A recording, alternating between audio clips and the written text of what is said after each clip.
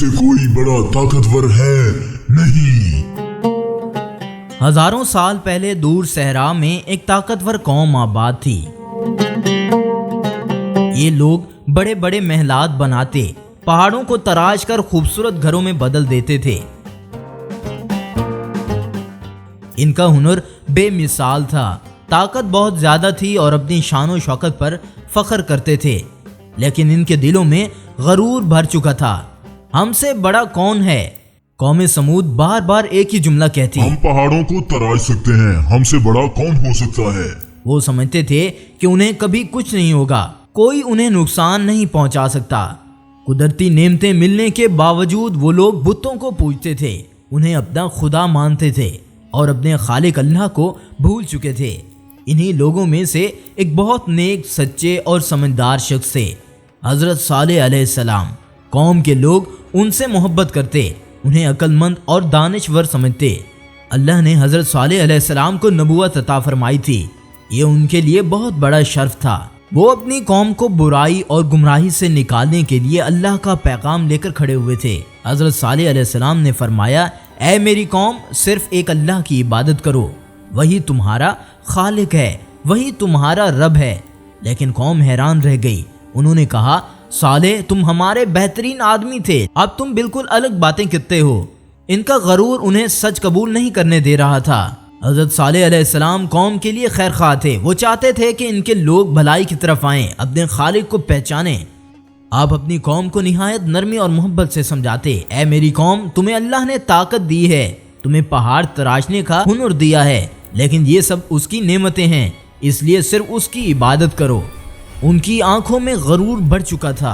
वो कहते थे, हमें सजा देकर दिखाओ अगर तुम सच्चे नबी हो। ये जुमला अल्लाह के पैगंबर से कहना उनकी बदकिस्मती की निशानी थी। कौम समूद के पास सरसब्ज बागात थे, कुएं और मीठे पानी के चश्मे थे, मजबूत महलात थे, ताकतवर जिस्म थे, मगर दिल कमजोर, हिदायत कबूल करने से इनकारी। हज़रत सालेह अलैहिस्सलाम ने हार नहीं मानी। वो रोज अपने लोगों को समझाते, उन्हें अल्लाह की नेमतें याद दिलाते, आखिरत का अंजाम बताते। कौम के चंद लोग जो सच्चे दिल वाले थे हज़रत सालेह अलैहिस्सलाम पर ईमान ले आए, लेकिन सरदारों को ये बात बहुत बुरी लगी। उन्होंने इन ईमान वालों को डराना धमकाना शुरू कर दिया। सालेह की बात बांधकर अपनी ताकत खोना चाहते हो, अपने बाप दादा के दीन के खिलाफ जाना चाहते हो। ईमान वालों ने कहा, हमने हक पहचान लिया, अब हम पीछे नहीं हटेंगे। अब आखिरकार सरदारों ने बड़ी अकड़ के साथ कहा, सालेह, अगर तुम वाकई अल्लाह के नबी हो तो कोई ऐसा मौजज़ा लाओ जो हमने कभी न देखा हो। ये मुतालबा उनकी आजमाइश बनने वाला था। अब कौम के चंद बड़े सरदार इकट्ठे हुए, आपस में मशवरा किया। उन्होंने सोचा, अगर हम एक ऐसी बात कहें जो होना नामुमकिन हो तो सालेह कभी साबित नहीं कर सकेंगे। वो लोग अकड़ कर बोले, हम चाहते हैं कि इस पहाड़ की चट्टान फटे और इसमें से एक बड़ी सुर्ख रंग की ऊँटनी निकले, ऐसी ऊँटनी जो हमारी आंखों के सामने बने, बहुत ज्यादा दूध देने वाली और बहुत मुनफरिद हो। ये एक मुकम्मल नामुमकिन शर्त थी। हजरत सालेह अलैहिस्सलाम ने कहा, अगर ये मौजज़ा सच हो जाए तो क्या तुम अल्लाह पर ईमान ले आओगे? वो सब बैक आवाज बोले, हाँ, हम सब ईमान ले आएंगे। हजरत सालेह अलैहिस्सलाम पहाड़ों के पास खड़े हुए, अल्लाह के हुजूर हाथ उठाया और दुआ की। फिर अचानक चट्टान में जलजला सा उभरने लगा। कौम के लोग खौफ से पीछे हटने लगे। जैसे ही चट्टान फटी, अंदर से एक खूबसूरत ऊँटनी बाहर आई। ये कोई आम जानवर नहीं था, ये अल्लाह की तरफ से भेजा गया मौजज़ा था। इसका जिस्म चमकता था, वो बहुत लंबी और मजबूत थी। इसका दूध इतना था कि पूरी कौम पी सके। अब कौम समूद के लोगों के रंग बदलने लगे। वो हैरान भी थे और डरे हुए भी थे। कुछ लोग बोले, ये वाकई अल्लाह का मौजज़ा है, लेकिन सरदारों ने कहा, ये तो जादू है, सालेह का जादू। हालांकि दिल से वो जानते थे कि ये जादू नहीं, ये सच्चा मौजज़ा है। हजरत सालेह अलैहिस्सलाम ने फरमाया, ये अल्लाह की ऊँटनी है, इसे नुकसान ना पहुँचाना। उन लोगों ने जुबानी तो हाँ कर ली, मगर दिल में तकब्बुर बढ़ चुका था। उन्होंने इस मौजज़े को ख़त्म करने का सोच लिया। कौम में एक बहुत बड़ा निडर और बदजात नौजवान था, जिसका नाम तारीख में कद्दार बिन सालिफ के तौर पर आ जाता है। इसके दिल में कोई खौफ न था, न अल्लाह का न अंजाम का। सरदारों ने इससे कहा, अगर तू चाहे तो इस ऊँटनी को मार सकता है, हम सब तेरी मदद करेंगे। कद्दार के अंदर तकब्बुर बढ़ चुका था।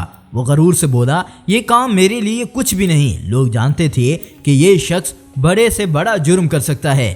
منصوبے کی تیاری شروع ہو گئی۔ اگلے دن انہوں نے فیصلہ کیا کہ جب وہ اونٹنی پانی پیے گی تو وہ گھات لگا کر اسے مار ڈالیں گے۔ چند شکاری تلواریں نیزے لے کر ایک کنویں کے پاس چھپ گئے۔ اب اس غدار نے پہلا وار کیا۔ اونٹنی نے ایک درد بھری آواز نکالی جو پوری وادی میں گونج اٹھی۔ پھر باقی لوگوں نے مل کر اسے مار ڈالا۔ اس لمحے زمین جیسے رک گئی ہو۔ یہ کوئی معمولی جرم نہیں تھا، یہ اللہ کی نشانی پر حملہ تھا۔ کہا جاتا ہے کہ اونٹنی کا بچہ بھاگ کر نکل گیا، پہاڑوں کی چوٹیوں پر چڑھ گیا اور ایک چیخ مار کر غائب ہو گیا۔ یہ نشانی تھی کہ قوم پر عذاب اب نزدیک ہے۔ اللہ تعالیٰ کی اونٹنی کو قتل کرنے کے بعد قوم سمود کے سردار فتح کے نشے میں تھے۔ وہ ہنس رہے تھے، خوشیاں منا رہے تھے، یہاں تک کہ کچھ لوگ ڈھول بجا کر جشن منانے لگے۔ مگر اسی وقت ہوا میں ایک عجیب سا سناٹا چھا گیا تھا۔ ہر طرف خاموشی تھی، جیسے پوری وادی رو رہی ہو۔ حضرت صالح علیہ السلام نے فرمایا، ہائے افسوس، تم نے اللہ کی نشانی کو قتل کر دیا، تم نے بہت بڑا گناہ کیا ہے۔ قوم میں سے کچھ لوگ آنکھیں چرا کر پیچھے ہٹ گئے، لیکن سردار زیادہ اکڑ کر کھڑے ہو گئے۔ حضرت صالح علیہ السلام نے بلند آواز میں فرمایا، اے میری قوم، تم نے ایک ایسی نافرمانی کی ہے جو اللہ کے غضب کو دعوت دیتی ہے۔ اب سن لو، اللہ نے تمہیں صرف 3 دن کی مہلت دی ہے، اس کے بعد تم پر ایسا عذاب آئے گا جس سے کوئی بچ نہیں پائے گا۔ یہ سن کر قوم کے سردار ہنس پڑے۔ ایک نے کہا، 3 دن؟ اچھا دیکھتے ہیں 3 دن بعد کیا ہوتا ہے۔ دوسروں نے مذاق اڑاتے ہوئے کہا، ہاں صالح، کیا عذاب آسمان سے اترے گا یا پہاڑ ہم پر گر جائیں گے؟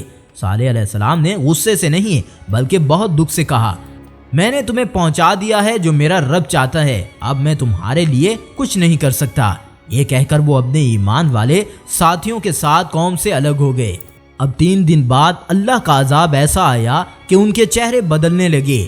اب ہر طرف اندھیرا ہی اندھیرا تھا، نہ دولت، نہ شہرت، نہ محلات، نہ طاقت، سب کچھ ڈھیر ہو گیا، سب کچھ ختم ہو گیا۔ قوم سمود ایک چیخ مار سے مٹی کا ڈھیر بن گئی۔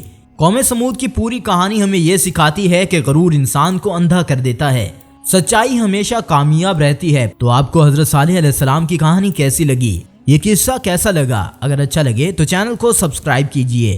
اگلی ویڈیو تک انتظار کیجئے۔ شکریہ۔